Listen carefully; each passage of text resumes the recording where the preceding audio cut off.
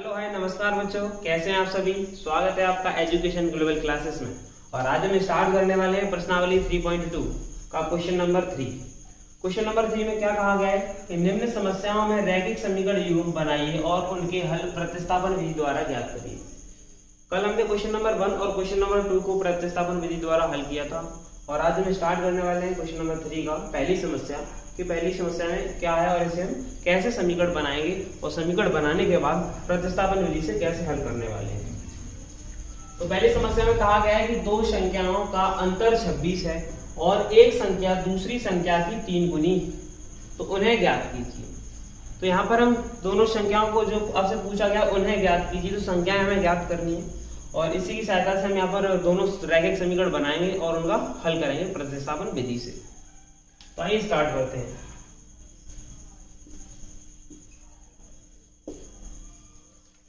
प्रश्न में कहा गया है कि उन्हें ज्ञात कीजिए, यानी संख्या को ज्ञात करने के लिए कहा गया है। तो यहां पर मान लेते हैं, माना एक संख्या x तथा दूसरी संख्या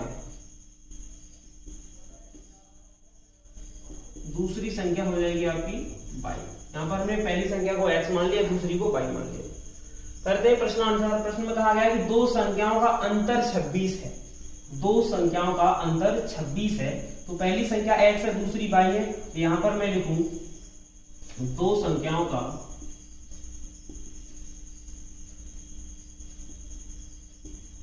अंतर 26 है। तो वो दो संख्या हमारे पास कौन सी है, x और y। तो यहां पर हम लिख सकते हैं x माइनस y बराबर में 26। ये हो जाएगा समीकरण नंबर 1। आप देखेंगे आगे कहा गया है कि और एक संख्या दूसरी संख्या की 3 गुनी है। तो आप यहां पर समझने की कोशिश करेंगे। ये प्रश्न में कहा गया है प्रश्नानुसार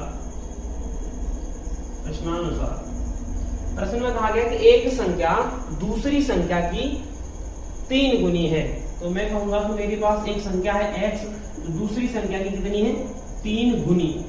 तो यहाँ पर हम पहले x और y को बराबर में लिख लें और आपसे क्या कहा गया है, एक संख्या दूसरी संख्या की 3 गुनी है, यानी ये बड़ी संख्या होगी वही छोटी वाली की 3 गुनी होगी। लेकिन हमने बराबर का चिन्ह लगाया है और दोनों को बराबर करना है, तो छोटी वाली संख्या के साथ क्या करना होगा, गुणा।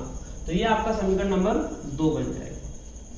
आपसे कहा गया था कि प्रतिस्थापन विधि से हल कीजिए। तो समीकरण 1 और 2 आपके सामने हैं, दो रैखिक समीकरण, आप इनको प्रतिस्थापन विधि से हल करेंगे। मैंने कहा था कि प्रतिस्थापन विधि में हमें क्या होता है कि एक समीकरण से x का मान y के पदों में निकालना होता है, लेकिन यहाँ पर तो दूसरा समीकरण पहले से ही y के पदों में है, तो यहाँ पर हमें निकालने की जरूरत नहीं है। दूसरे समीकरण से x का मान समीकरण नंबर 1 में रख देंगे। देखेंगे समीकरण 1 में x बराबर 3y रखने पर,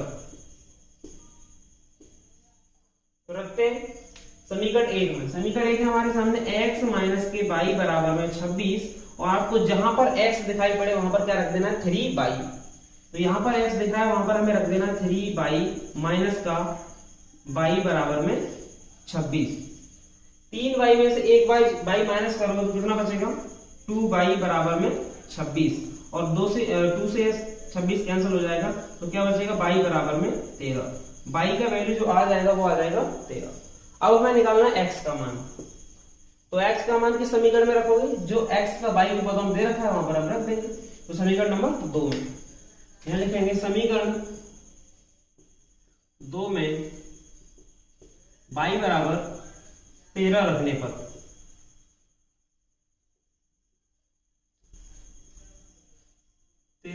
समीकरण 2 में, तो समीकरण 2 है आपके सामने x बराबर 3y। जहां आपको y दिखे वहीं आपको 13 रख देना है, तो रख दोगे 13 तो x बराबर आ जाएगा 39। 13 तिया 39। तो x का वैल्यू, एक संख्या जो कि x बराबर माना था वो हो जाएगा आपका 39, तथा दूसरी संख्या हो जाएगी आपकी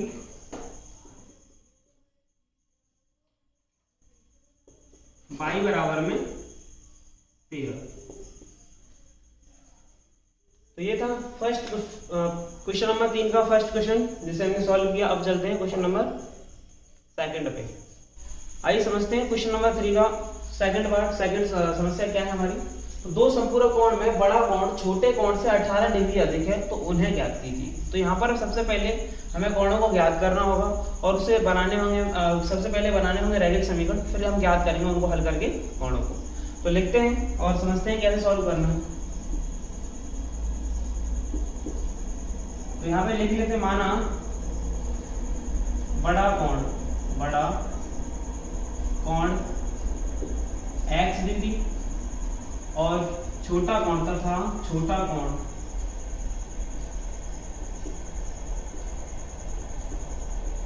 y डिग्री। हमसे कहा गया है प्रश्न में कि संपूरक कोण है, तो लिखेंगे चूंकि संपूरक कोण है तो संपूरक कोणों का योग क्या होता है। संपूरक कोण का मतलब होता है दोनों कोणों को जोड़ने पर 180 मिल जाए। तो हम लिखेंगे x प्लस में y बराबर में 180। तो ये हो जाएगा समीकरण नंबर 1, क्योंकि दो संपूरक कोणों का योग क्या होगा 180। तो अब फिर लिखेंगे प्रश्नानुसार हमसे कहा गया है प्रश्न के अनुसार कहा गया है कि दो संपूरक कोण में बड़ा कोण छोटे कोण से 18 डिग्री अधिक है। तो मैं क्या करता हूं कि एक तरफ तो लिख लेता हूं इस बड़े कोण को और दूसरी तरफ लिख लेता हूं मैं छोटे वाले कोण। आप जानते हो कि बराबर का चिन्ह है, दोनों साइड हमें बराबर करनी है। तो बड़ा कोण कितना अधिक है 18 डिग्री, तो अधिक वाले की तरफ जोड़ देंगे तो और अधिक हो जाएगा। हमें किसकी तरफ जोड़ना है, कम है 18, इसकी तरफ जोड़ देंगे। ठीक है, तो इसे मान लेंगे हम समीकरण नंबर 2।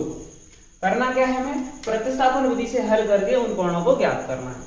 तो यहाँ पर हमें मालूम है कि प्रतिस्थापन विधि में हम x का मान y के पदों में निकालते थे, वो ऑलरेडी समीकरण नंबर 2 में दे रखा है। तो करना क्या है, हमें समीकरण नंबर 2 से 1 में मान रख देना है। तो लिखेंगे समीकरण 1 में x बराबर y प्लस में 18 रखने पर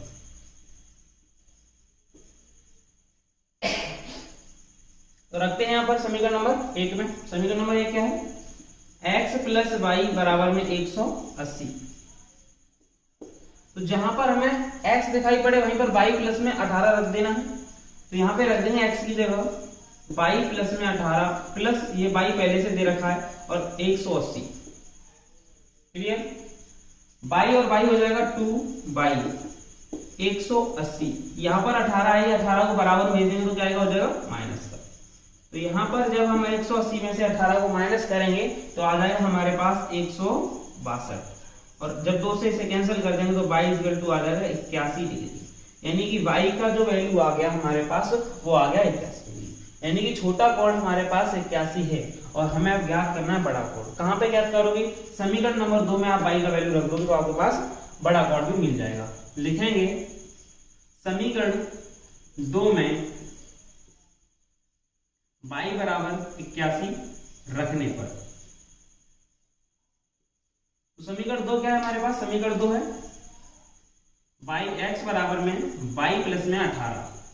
तो x यहां पर y दिख रहा है, वहां पर हमें कितना रख देना है 81 प्लस में 18, और दोनों को जोड़ने पर जो मिल जाएगा आपको मिलेगा 99 डिग्री। यानी कि x का वैल्यू कितना, यानी x का जो मान आएगा वो 99 डिग्री और y का वो 81 डिग्री। जो हमारा बड़ा कोण था वो था x और छोटा वाला y। चेक करते हैं कि सही है या गलत। तो सवाल में कहा गया था कि यह संपूरक कोण है, तो दोनों को जोड़ने पर 81 और 99 को जोड़ने पर कितना मिलेगा 180। ये ठीक है। यहाँ पर चेक करते हैं छोटा कोण बड़ा कोण छोटे वाले कोण से कितना डिग्री अधिक है 18। तो आप देख पा रहे हैं कि यह बड़ा कोण है x जो कि इस वाले से 18 डिग्री अधिक है। तो यहाँ पर हम दोनों कोणों को ज्ञात कर चुके हैं। चलते हैं नेक्स्ट क्वेश्चन पे। क्वेश्चन नंबर 3 की थर्ड वाली समस्या को समझते हैं कि इसमें क्या है। तो दे रखा है कि एक क्रिकेट टीम के कोच ने 7 बल्ले 6 गेंदें 3800 रुपए में खरीदी। बाद में उसने 3 बल्ले 5 गेंदें 1750 रुपए में खरीदी। प्रत्येक बल्ले और प्रत्येक गेंद का मूल्य ज्ञात कीजिए। तो हमें ये समस्या दे रखी है और इस समस्या से हमें 2 रैखिक समीकरण बनाने हैं और उसके बाद रैखिक समीकरण बनाने के बाद इसे प्रतिस्थापन विधि से हल करके बल्ले और गेंदों का मूल्य ज्ञात करना है। तो जो चीजें हमें ज्ञात करनी हो, ऐसे 2-4 वाले रैखिक समीकरण बनाने के लिए करना क्या है, ऐसी समस्याओं को पढ़ने के बाद तो लास्ट में पूछा गया आपसे कि प्रत्येक बल्ले और प्रत्येक गेंद का मूल्य ज्ञात कीजिए। जो ज्ञात करने के लिए कहा जाए उसी को मान लेते हैं। तो यहाँ पर लिखते हैं क्या कहा गया, बल्ले का मूल्य ज्ञात कीजिए। तो लिखते हैं माना एक बल्ले का मूल्य, बल्ले का मूल्य, एक बल्ले का मूल्य हमने लिख लिया x रुपए तथा एक गेंद का मूल्य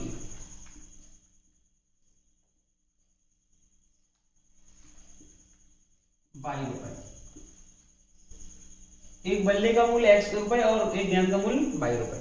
अब देखते हैं प्रश्नानुसार, प्रश्न में क्या कहा गया था। प्रश्न में कहा गया था प्रश्नानुसार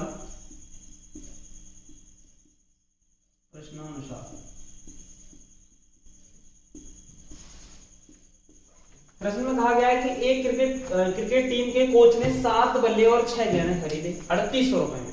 तो यदि हमने एक बल्ले का मूल्य x रुपए माना है तो 7 बल्लों का कितना हो जाएगा, एक बल्ले का मूल्य x रुपए, तो 7 बल्लों का 7 से गुणा कर दोगे तो कितना हो जाएगा 7x। एक गेंद का मूल्य 22 रुपए है तो 6 गेंदों का मूल्य कितना हो जाएगा 22 गुणा में 6 यानी कि 6 तो हमें यहाँ पर पता चल गया है कि 3800 रुपए में हमने कितनी 7 बल्ले और 6 गेंदें कैसे खरीदे हैं। तो यहाँ पे लिखेंगे केस फर्स्ट, पहले केस में केस फर्स्ट केस में क्या हुआ है कि 7 बल्ले, तो 7 बल्लों का मूल्य कितना हो जाएगा 7x और 6 गेंदें प्लस 6 गेंदें, तो एक गेंद 22 रुपए की तो 6 गेंद हो जाएगी 6 22 रुपए की 6 22। तो यहाँ पर कितने टोटल रुपए खर्च किए थे 3800 रुपए। तो यह हो जाएगा समीकरण नंबर 1। आते हैं दूसरी समस्या, दूसरे यानी सेकंड केस में क्या कहा गया, बाद में 3 बल्ले और 5 गेंदें 1750 रुपए में खरीदे। तो सेकंड केस में क्या होता है, जब कोच दोबारा से जब खरीदने जाते हैं तो क्या करते हैं, वो 5 गेंदें खरीदते हैं, 3 बल्ले और 5 गेंदें। तो एक बल्ले का मूल्य x रुपए था तो 3 बल्लों का 3x, एक गेंद का मूल्य 22 रुपए है तो 5 गेंदों का मूल्य 5 हो जाएगा। कितने रुपए खर्च करके आए हैं 1750 रुपया। तो ये हो जाएगा समीकरण नंबर 2। हमें 2 रैखिक समीकरण मिल गए हैं यहाँ पर जो समस्या दे रखी थी उससे। और अब करना क्या है, इसे प्रतिस्थापन विधि से हल करके हमें x और y के मान ज्ञात करने हैं। तो हम जानते हैं कि प्रतिस्थापन विधि से हल करने के लिए किसी भी एक समीकरण से x का मान y के पदों में निकालना होता है और निकालने के बाद दूसरे समीकरण में रख देते हैं जिससे कि हमें x और y के मान मिल पाए। तो यहाँ पे हम रखते हैं, कोई सा भी समीकरण ले सकते हो आप, लिखेंगे प्रतिस्थापन विधि से, प्रतिस्थापन विधि से। तो कोई सा एक समीकरण ले लें इसमें से, यहाँ पे हम लिख लेते समीकरण 2 से। तो समीकरण 2 से हम x का मान निकालते हैं y के पदों में। तो ये समीकरण 2 3x प्लस 5y बराबर में 1750। 5y को बराबर में भेज दें तो 3x बराबर 750 माइनस के 5y, क्योंकि इधर प्लस था तो इधर जाते क्या हो जाएगा यह माइनस। तो x बराबर में आ जाएगा 750 माइनस 5y अपॉन में आ जाएगा 3, क्योंकि जो मल्टीप्लाई में वो अपॉन में आ जाएगा। यह हो जाएगा आपका समीकरण नंबर 3, जो कि आपने x का मान y के पदों में निकाल दिया। अब क्या करना है, यह हमने समीकरण नंबर 3 बनाया है, वो समीकरण नंबर बनाया है 2 से, और 2 में यह नहीं रखेंगे, जिसमें रखेंगे फर्स्ट वाले में, जिससे बनाया उसमें नहीं रखते हैं। तो यहां पर लिखते हैं समीकरण 1 में x बराबर 750 माइनस 5y बटे में 3 रखने पर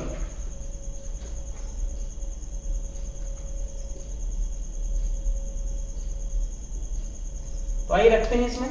तो समीकरण नंबर 1 है आपके सामने 7x प्लस 6y बराबर में 3800। जहां पर x दिखेगा वहां पर हम ये मान रख देंगे x का।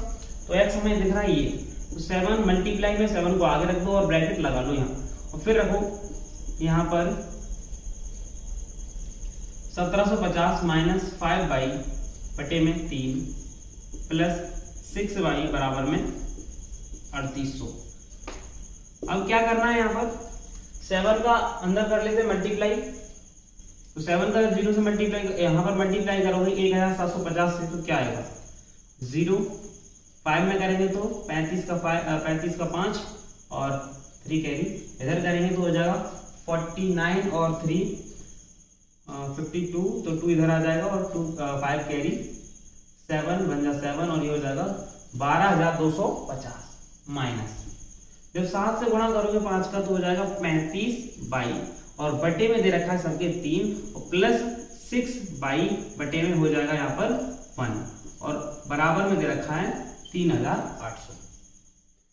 दोनों का एलसीएम ले लेंगे यहाँ पर, तो दोनों का एलसीएम लेते हैं 7, यहाँ पर 3 और 1 का एलसीएम लोगे तो आ जाएगा 3 और 3 से इधर डिवाइड देंगे तो 1 टाइम जाएगा, यानी कि ऊपर लिखा हुआ सब कुछ एज इट इज रहेगा, एक ही बार गुणा होना इसलिए, तो यहाँ पर हो जाएगा 12,250 माइनस का 35/, और यहाँ पर 1 से इसमें डिवाइड दोगे 3 में तो जाएगा 3 टाइम, 3 का ऊपर कर दोगे मल्टीप्लाई तो यह हो जाएगा आपका 18/, बराबर में 3800।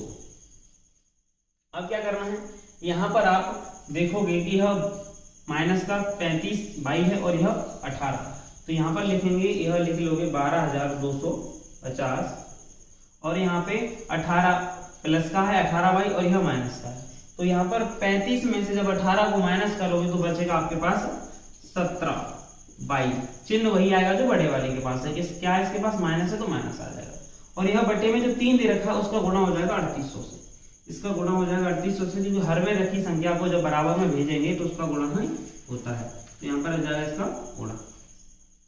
आगे करते हैं इसको,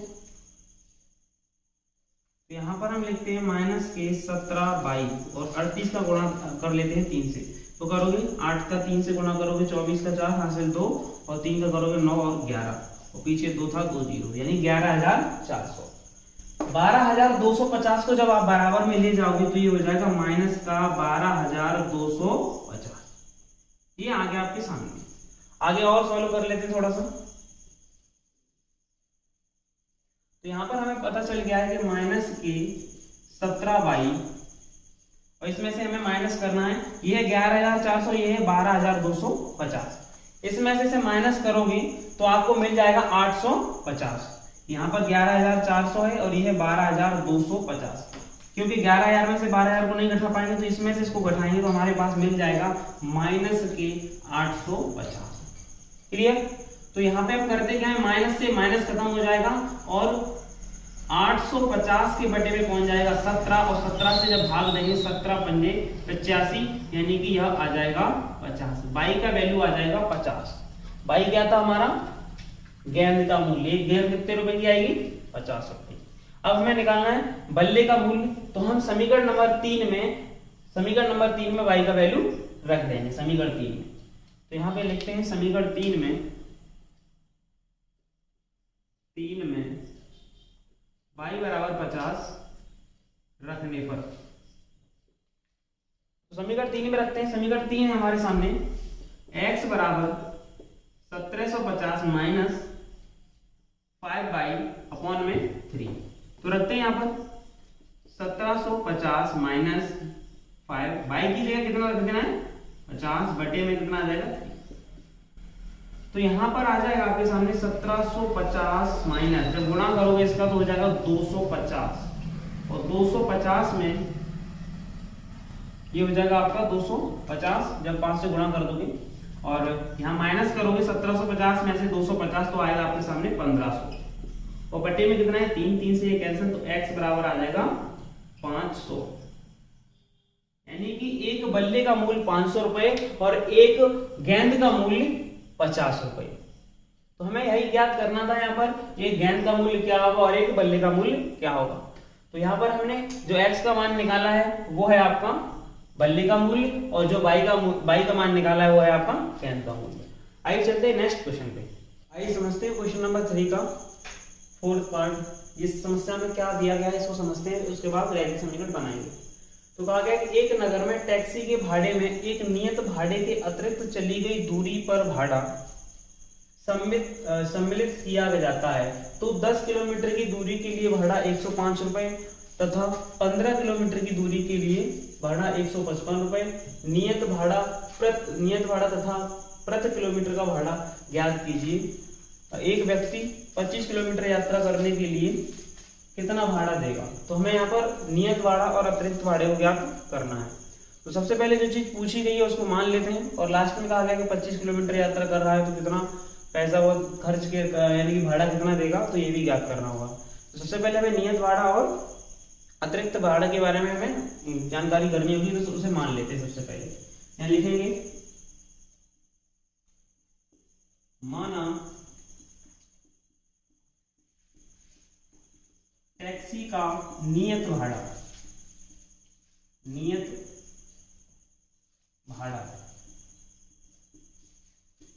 x रुपए, उधर अतिरिक्त भाड़े को मान लेते हैं y रुपए, तथा अतिरिक्त भाड़ा जो भी मान लिया हमने y रुपए। अब चलते हैं प्रश्नानुसार कि प्रश्न में क्या कहा गया है और किस तरीके से हमें समीकरण बनाने हैं। प्रश्नानुसार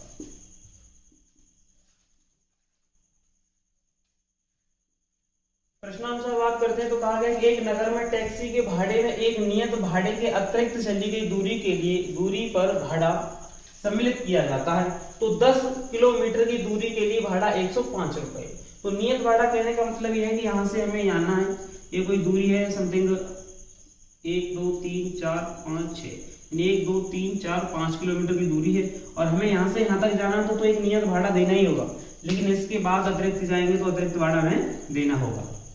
तो कहने का मतलब यह है कि आपको स्टार्टिंग में नियत भाड़ा तो देना ही है। 10 किलोमीटर की दूरी चली है तो यहाँ पर हमने क्या किया होगा, नियत भाड़ा भी दिया होगा, अतिरिक्त भाड़ा। तो कैसे समझते हैं, तो 10 किलोमीटर की दूरी के लिए उसमें फिक्स है कि सम्मिलित किया जाता है कौन सा, नियत भाड़ा।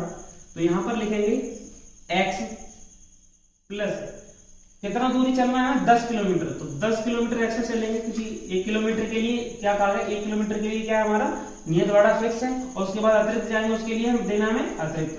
तो कितना है अतिरिक्त भाड़ा हमने माना बाई, तो 10 किलोमीटर जाना है तो क्या हो जाएगा 10 बाई, x प्लस 10 बाई बराबर में कितना पैसा देना होगा 105 रुपए। तो 105 रुपए, यह बन गया समीकरण नंबर 1। ये बात थी केस फर्स्ट की, जब हमको दूरी तय करनी थी 10 किलोमीटर। अब सेकंड केस में बात कर लेते हैं, जब दूरी कितना तय करनी है 15 किलोमीटर। तो यह हो जाएगा आपका सेकंड केस सेकंड। और केस सेकंड में भी यही है कि आपको नियत भाड़ा तो देना ही है, वो तो फिक्स है कि 100 रुपए देना है, और उसके बाद कितना दूरी चलना है 15 किलोमीटर।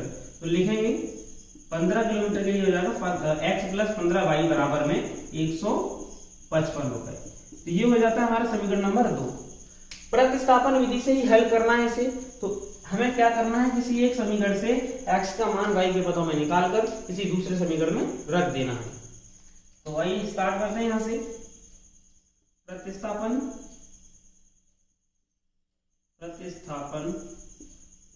विधि से इनमें से कोई एक समीकरण ले लेते हैं। यहाँ पर हमने लिखा कि समीकरण नंबर फर्स्ट से, समीकरण 1 से। समीकरण 1 है हमारे सामने, x प्लस 10y बराबर में 105। यहाँ पर 10y को बराबर में भेज देते हैं तो ये हो जाएगा x बराबर 105 माइनस के 10y, और यह हो जाएगा आपका समीकरण नंबर 3।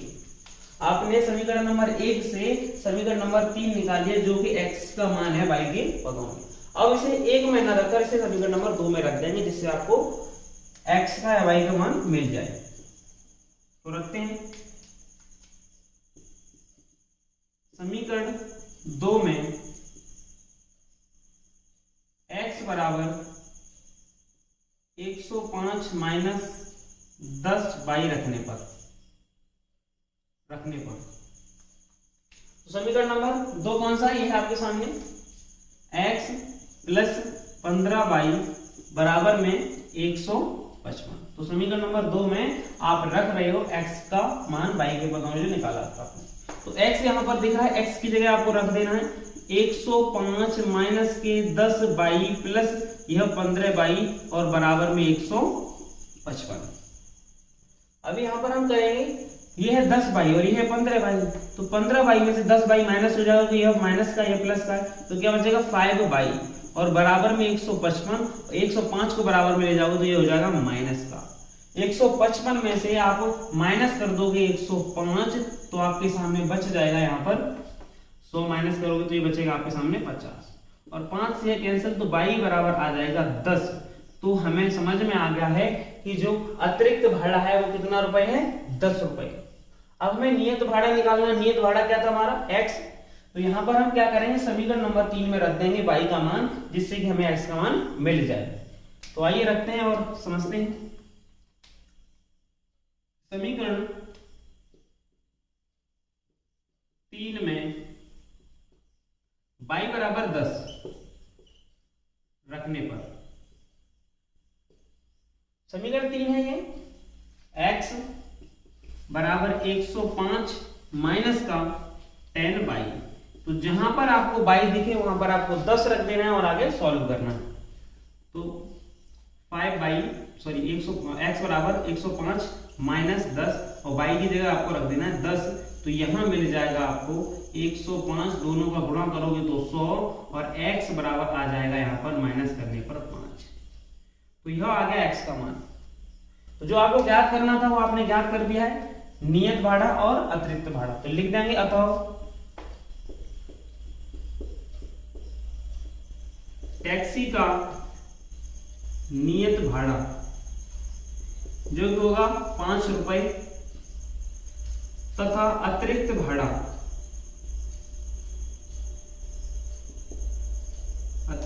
हो जाएगा, वो हो जाएगा आपका y बराबर में आया था 10 और ये था आपका नियत भाड़ा जो कि x बराबर था 5।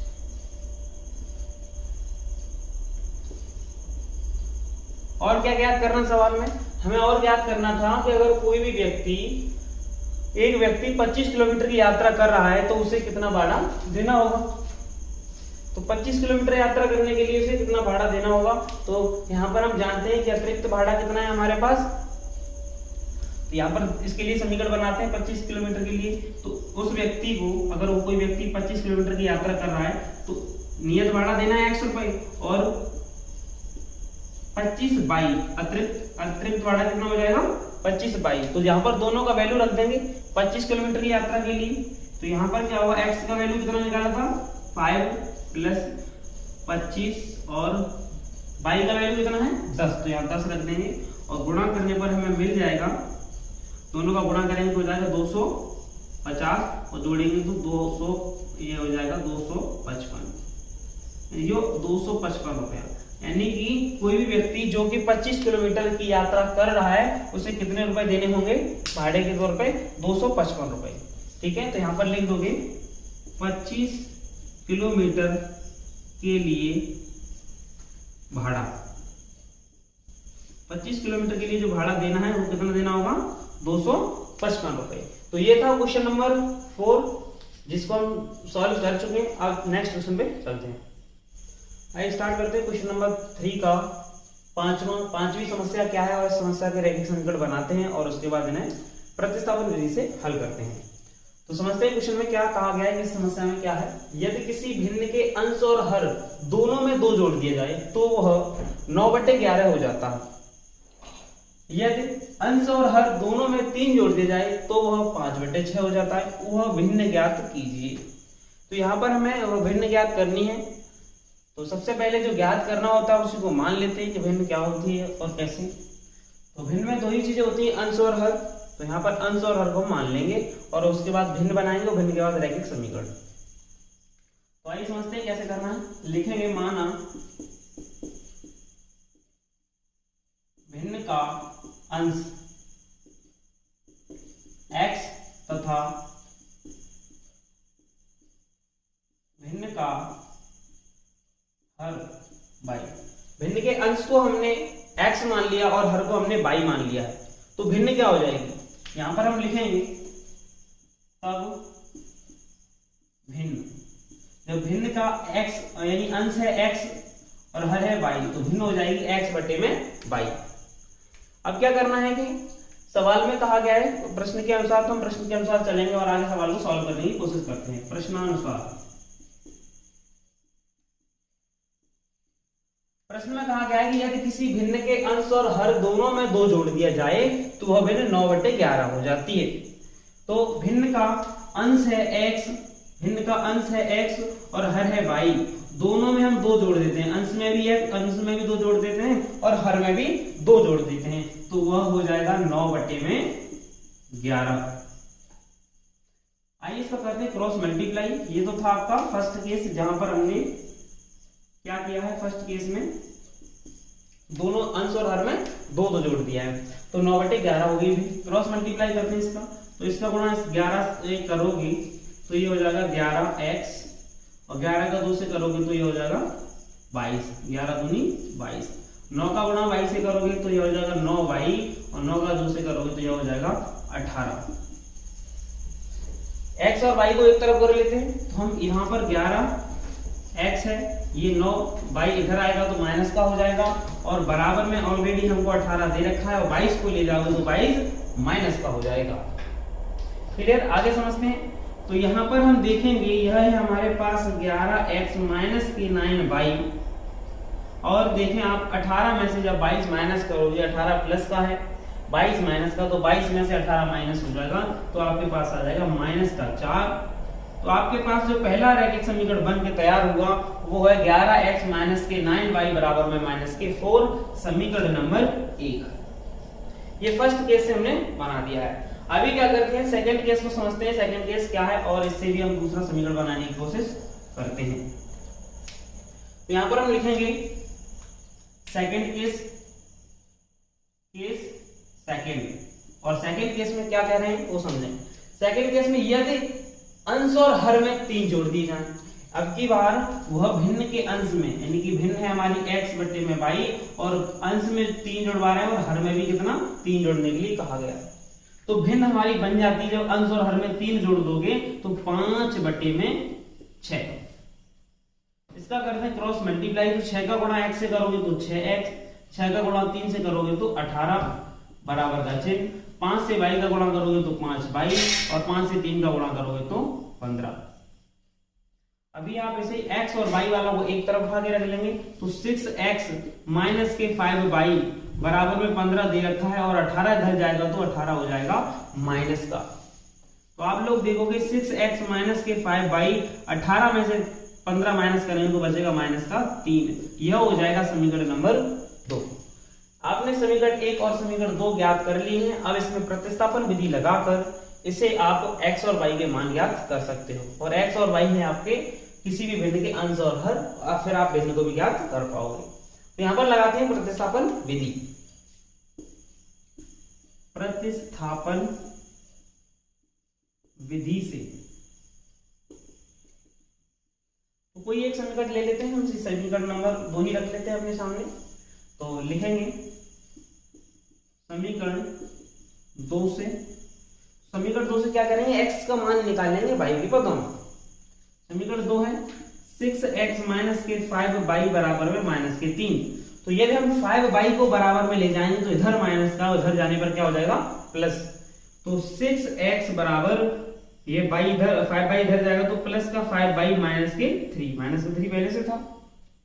अभी x के गुणा में है 6 और 6 को बराबर में भेजोगे तो कहां जाएगा बटे में, तो x बराबर में 5y माइनस का 3 बटे में हो जाएगा 6। इसी को मान लोगे आप समीकरण नंबर 3।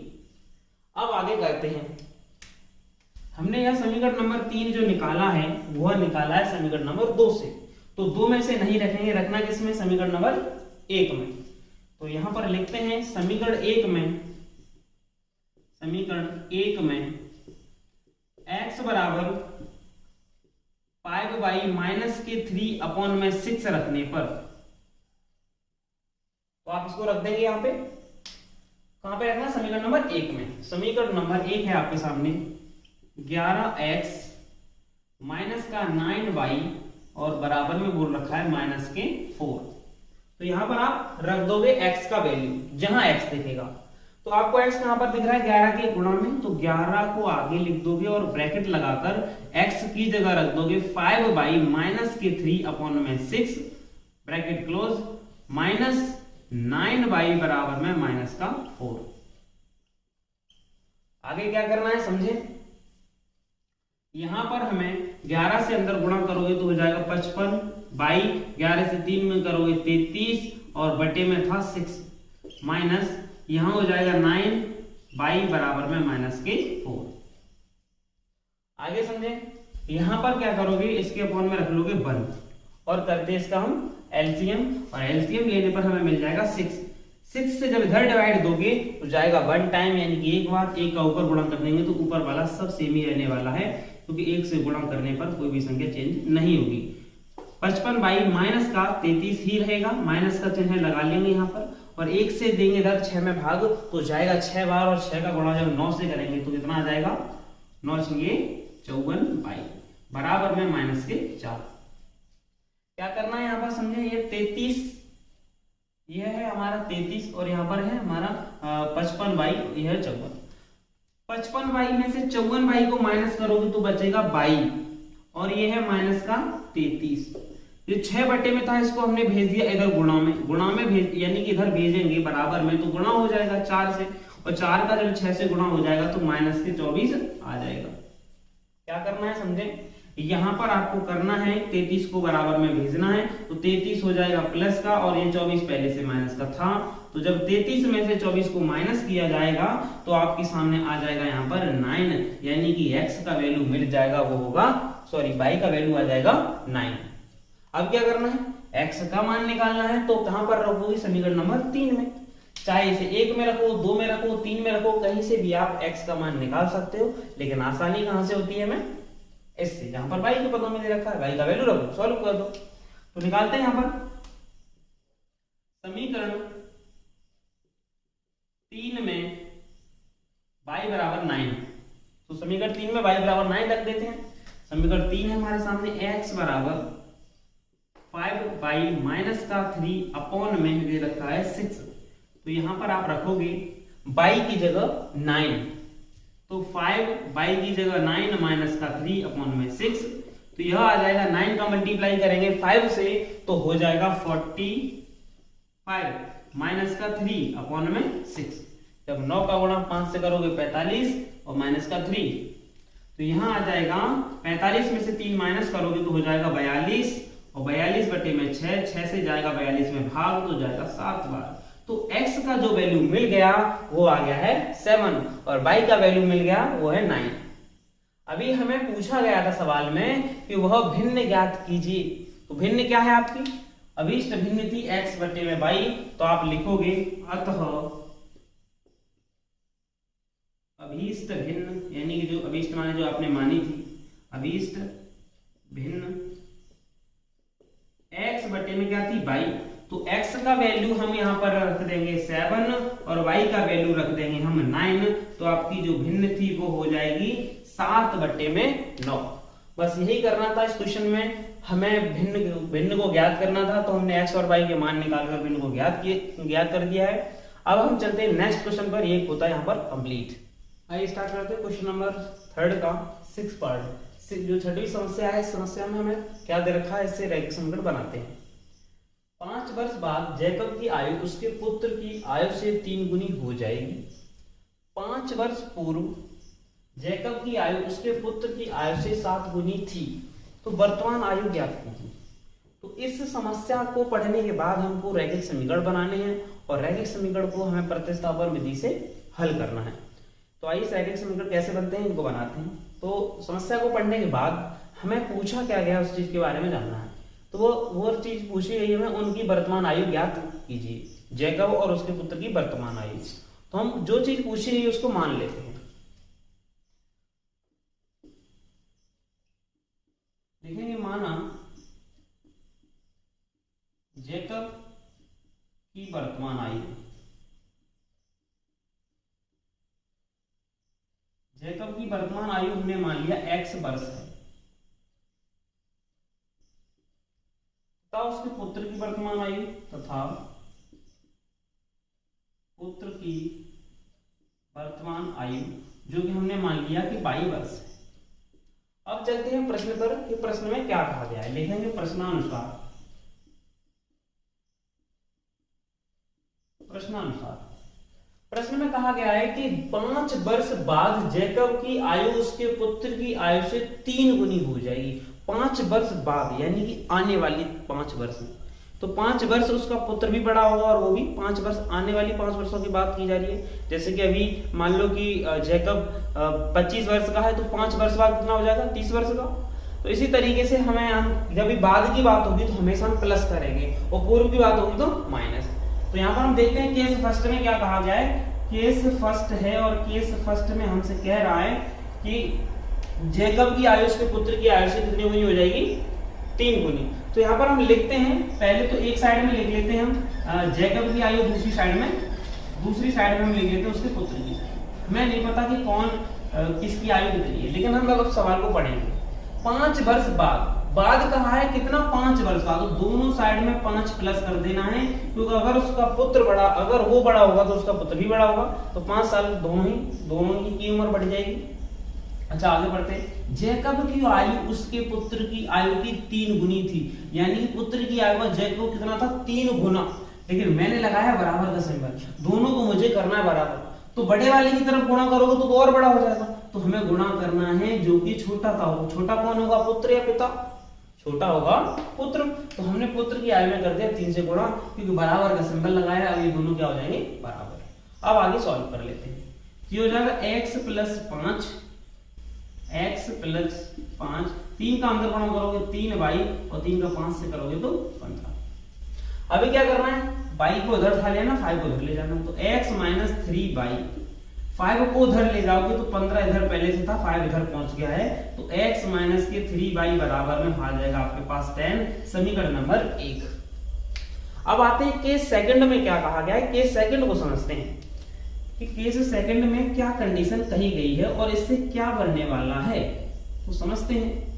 केस सेकंड है 5 वर्ष पूर्व, यानी कि पहले की बात कर रहा है। तो 5 वर्ष पहले जैकब की भी आयु 5 वर्ष कम होगी, और उसके पुत्र की भी आयु 5 वर्ष कम होगी। तो यहाँ पर हम वही काम करते हैं कि दोनों को एक बराबर लिखने की कोशिश करते हैं, यानी एक तरफ हमने लिख लिया जैकब की आयु, दूसरी तरफ उसके पुत्र की आयु। अब करते हैं यहाँ पर आगे काम। तो हमसे कहा गया कि 5 वर्ष पूर्व, तो 5 वर्ष पूर्व यानी कि ये भी 5 साल छोटा होगा और ये भी 5 साल कम उम्र होगी इनकी, 5 साल। ठीक है, तो लिखा है कि जैकब की आयु उसके पुत्र की आयु की 7 गुनी हो जाएगी। तो 7 गुनी हो जाएगी जैकब की आयु उसके पुत्र की आयु से। मैं बराबर का सिंबल इसलिए लगाया है कि दोनों की आयु हम बराबर रख पाए, कंपैरिजन कर पाए। तो इसकी 7 गुनी हो जाएगी। अगर इधर 7 से गुणा करते तो इसकी उम्र और भी ज्यादा हो जाएगी, बराबर नहीं हो सकती।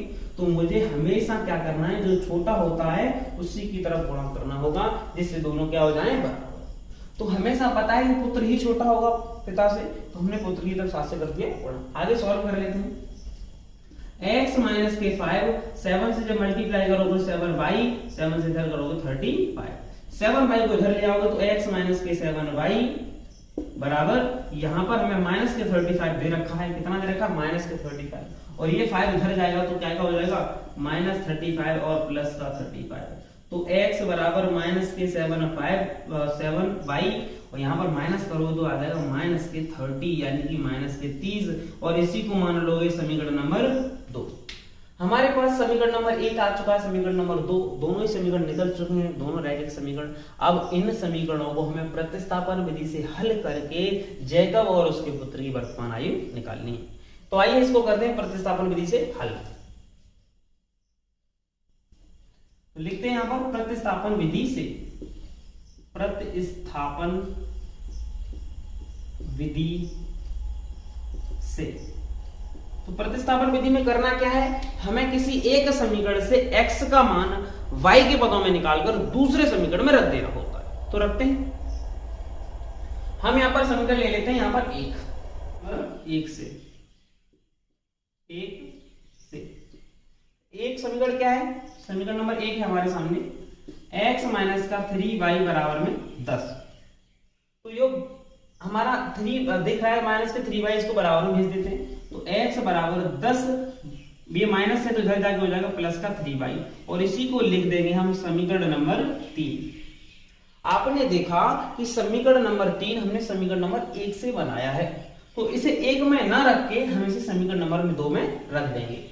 तो रखते हैं, समीकरण 2 में x बराबर 10 प्लस में 3y रखने पर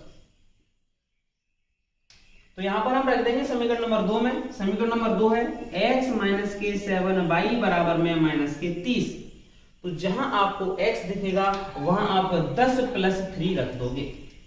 तो यहां पर हम रख देते हैं 10 प्लस में 3y माइनस के 7y बराबर में माइनस के 30। तो यहां पर आप देख पा रहे हो 7y माइनस और 3y प्लस, तो 7y में से 3y जाएगा तो माइनस के 4y बच जाएगा। और यहाँ 10 है, इस 10 को बराबर में भेज दोगे तो यहाँ प्लस का था और इधर जाके माइनस का हो जाएगा। तो आपने देखा कि माइनस के 4y और यहाँ इधर ये दोनों हो जाएंगे माइनस के 40, माइनस से माइनस खत्म और 4 से 40 खत्म, कितनी बार 10 बार। तो y का जो वैल्यू आ जाएगा, y का जो मान आ जाएगा वो आ जाएगा 10। अब हम निकाल लेते हैं x का मान। जो हमने y का मान निकाला है वो आया है 10, जो कि जैकब के पुत्र की आयु थी। वो कितना 22 वर्ष, तो यहाँ पर कितना हो जाएगा, पुत्र की आयु हो जाएगी 10 वर्ष। आगे करते हैं हम जैकब की भी आयु निकाल लेते हैं यहाँ पर। तो लिखेंगे समीकरण 3 में y बराबर 10 रखने पर, आप जानते हो कि समीकरण 3 में रखकर हम क्या निकाल लेंगे यहाँ पर x का मान। चाहे 3 में रख लो, चाहे 2 में, 1 में, किसी में भी रखकर आपको x का मान मिल जाएगा, लेकिन आसानी से हमें समीकरण नंबर 3 से मिलता है, इसी में रख लेते हैं। तो हम यहाँ पर रख लेते हैं कि x बराबर 10 प्लस का 3y। जहां आपको y देखे वहां आप 10 रख दो। तो यहाँ पर हमने देखा कि हमको y दिखा यहाँ पर, तो हमने y की जगह रख दिया 10, जो कि मल्टीप्लाई में है इसके। तो x बराबर 10, यहाँ पर गुणा करोगे 30 और दोनों को जोड़ने पर आ जाएगा 40, दोनों को जोड़ने पर आ जाएगा 40, यानी कि हमको x का वैल्यू मिला वो 40 और y मिला है वो 10। और x और y हमने माना था जैकब की वर्तमान आयु और उसके पुत्र की आयु। तो लिख देंगे अतः जैकब की वर्तमान आयु, जैकब की वर्तमान आयु हो जाएगी 40 वर्ष तथा पुत्र की वर्तमान आयु हो जाएगी 10 वर्ष। तो ये था आपका क्वेश्चन नंबर 3 का, जो छठी वाली समस्या थी उसका हमने समाधान किया और जैकब और उसके पुत्र की वर्तमान आयु को ज्ञात किया। तो यहाँ पर हमारा समाप्त होता है प्रश्नावली 3.2। सभी के सभी इनके क्वेश्चनों को हमने हल किया है और आशा करते हैं कि आपको अच्छी तरीके से समझ में आए होंगे क्वेश्चन। और क्वेश्चन समझ में आए हैं तो अपने फ्रेंड को, अपने दोस्तों को शेयर करें जो भी आपके क्लास 10 में आपके साथ पढ़ रहे हैं। अगर वीडियो पसंद आया है तो वीडियो को लाइक करें, चैनल को सब्सक्राइब करें और वीडियो को ज़्यादा से ज़्यादा शेयर करें। थैंक यू, धन्यवाद।